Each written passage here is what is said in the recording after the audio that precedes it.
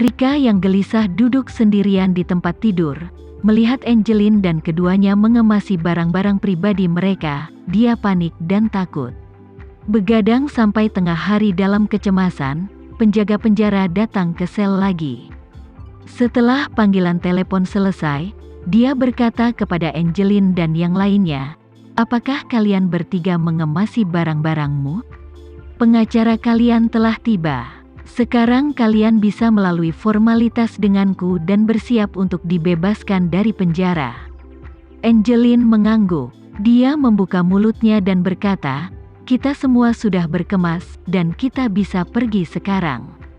"Oke," penjaga penjara berkata, "ikut denganku." Setelah itu, dia membawa Angeline dan keduanya dan mulai pergi. Pada saat ini, Rika buru-buru bertanya, "Apakah ada berita tentangku? Kapan kamu akan membiarkanku keluar?" Penjaga penjara bertanya dengan heran, "Saudari Rika, tidakkah kamu harus menunggu beberapa hari lagi untuk keluar dari penjara?" Rika berseru, "Aku sudah menelepon menantuku dan memintanya untuk mengeluarkanku hari ini. Apakah kamu belum menerima berita?"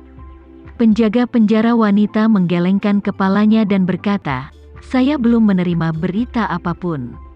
Hari ini hanya 3 dari mereka yang dibebaskan dari penjara di sel Anda, dan tidak ada orang lain." Rika segera menjadi gugup dan berkata, "Stephen, tolong sapa sipirmu dan beritahu mereka bahwa kasusku telah dibatalkan, dan orang yang menjebakku juga sudah tertangkap. Bisakah kau melepaskanku lebih awal?" "Ini," penjaga penjara wanita berkata dengan malu, "Saudari Rika, bukan kita yang membiarkan orang pergi. Itu terserah polisi atau pengadilan, atau kamu bisa pergi ke taman setelah makan nanti." "Telepon menantumu untuk bertanya?" Rika hanya bisa menganggukkan kepalanya dengan gelisah, dan pada saat yang sama dia mengambil keputusan, bahwa ketika dia keluar nanti untuk mencari udara segar, dia harus menelepon Tama sesegera mungkin, dan biarkan dia menyelamatkannya. Jika itu benar-benar tidak mungkin, setidaknya dia harus membiarkan penjaga penjara memasukkannya ke sel isolasi. Kalau tidak, dia mungkin benar-benar dipukuli sampai mati. Setelah itu, penjaga penjara membawa ketiganya, sementara yang lain mulai berbaris di restoran. Ketiganya baru saja pergi, dan Emma, yang telah ditekan oleh Rika baru-baru ini, berjalan ke arahnya, menggertakkan giginya, dan berbisik, "Kamu akan mati." Rika menjawab dengan panik, "Jangan terlalu sombong, menantuku sangat kuat." Emma mencibir, "Jadi apa? Bisakah dia masuk untuk melindungimu?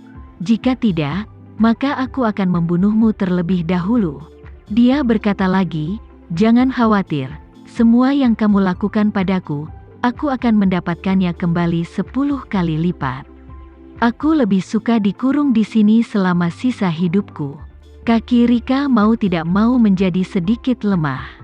Dan mantan penjaga penjara Jessica juga melangkah maju dan berkata dengan penuh kebencian, "Menantu laki-lakimu menyebabkanku kehilangan pekerjaan dan masuk penjara, dan kamu menyiksaku selama berhari-hari. Sore ini, ketika kamu sampai ke sel, aku akan mematahkan kakimu, dan membiarkanmu menjilat lantai sampai bersih dengan mulutmu."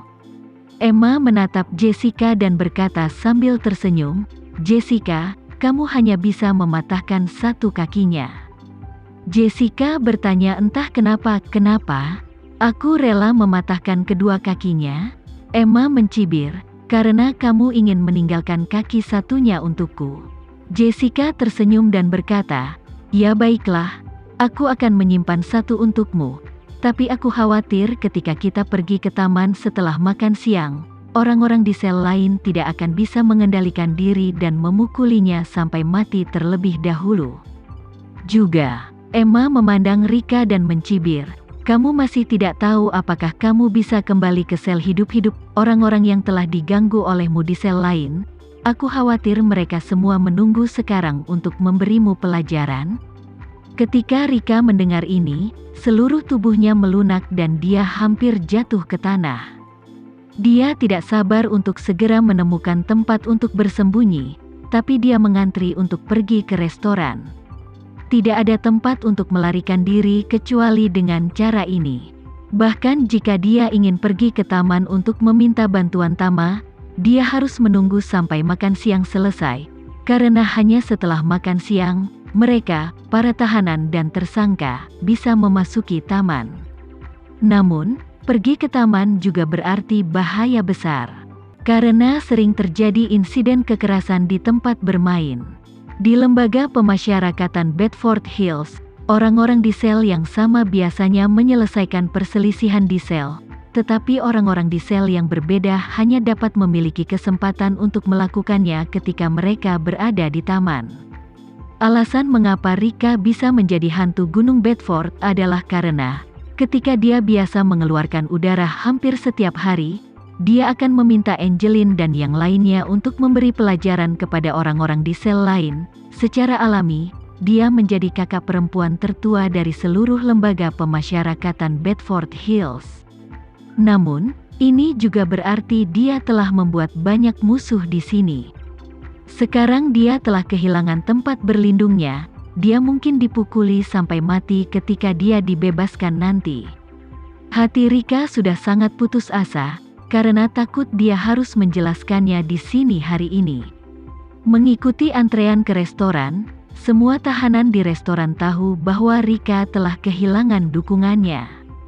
Untuk sementara waktu, banyak orang memandangnya dengan permusuhan di mata mereka, dan banyak orang bahkan berharap mereka akan bergegas untuk mengalahkannya sekarang. Dan mereka yang biasanya mengikutinya di depan dan di belakang kuda telah menjaga jarak darinya saat ini.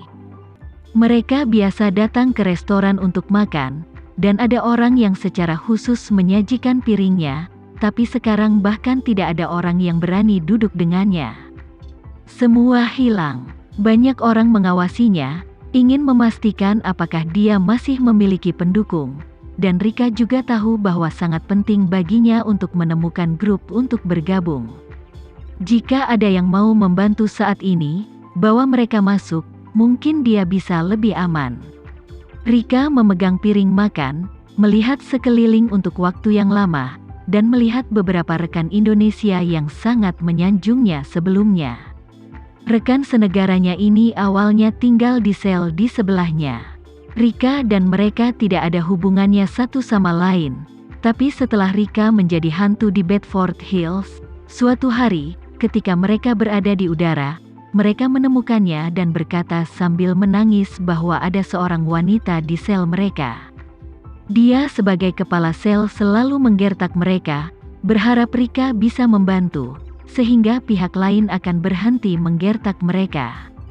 Untuk membiarkan Rika mengambil tindakan, ketika mereka meminta bantuannya, mereka bahkan berlutut di depannya. Rika berada pada tahap ekspansi ekstrim pada saat itu. Melihat bahwa pihak lain sangat menghormatinya, dan rekan senegaranya yang lain diganggu, dan dia langsung setuju. Dia langsung bertanya kepada Angeline dan memukuli pemimpin sel dengan sangat keras sehingga pemimpin sel itu masih terbaring di rumah sakit. Dan beberapa rekan Indonesia ini, karena perlindungan Rika, berbalik dan menjadi bos baru di sel mereka. Setelah itu, orang-orang ini akan berkumpul di sekitar Rika untuk menyambutnya setiap hari, saat mereka sedang makan dan jalan-jalan. Mereka sangat hormat. Oleh karena itu, pada saat ini, pikirnya, karena dia berhutang budi pada pihak lain ini, mereka harus mengulurkan tangan membantu dan membantunya saat ini, dan setidaknya mereka harus melindunginya dari pemukulan ketika dia keluar mencari udara segar.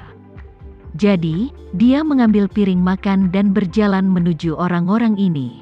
Namun, ketika dia baru saja tiba di depan pihak lain dan hendak duduk di kursi kosong di sebelah mereka, salah satu dari mereka segera meletakkan kakinya di kursi kosong dan berkata dengan acuh tak acuh, "Ada seseorang di sini." Rika tanpa sadar berkata, "Monica, bukankah ini kosong?" Setelah berbicara, dia dengan cepat berkata kepada wanita itu, "Monica, demi kakak yang membantumu sebelumnya, aku mohon bantuanmu kali ini, selama kamu bisa melindungiku, dan biarkan aku pergi ke taman untuk memanggil menantuku nanti." Wanita bernama Monica bersenandung dan berdiri tiba-tiba. Rika berpikir bahwa pihak lain bangkit untuk membiarkannya duduk selanjutnya. Dia akan membuka mulutnya untuk berterima kasih padanya.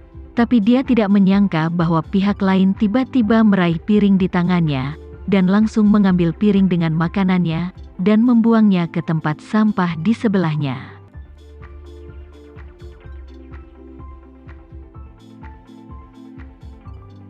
Sekian dulu ya video kali ini, kita lanjutkan lagi videonya di lain waktu. Oh iya, bagaimana menurut kalian? Semoga bisa sedikit menghibur kalian semua. Untuk teman-teman yang baru nonton, jangan lupa subscribe ya, hehehe. Dan kalau teman-teman ada yang ingin gabung langganan, bisa langsung gabung saja untuk dapat fitur yang menarik dan sedikit membantu Mimin. Terima kasih banyak sudah menonton, sampai jumpa lagi, bye.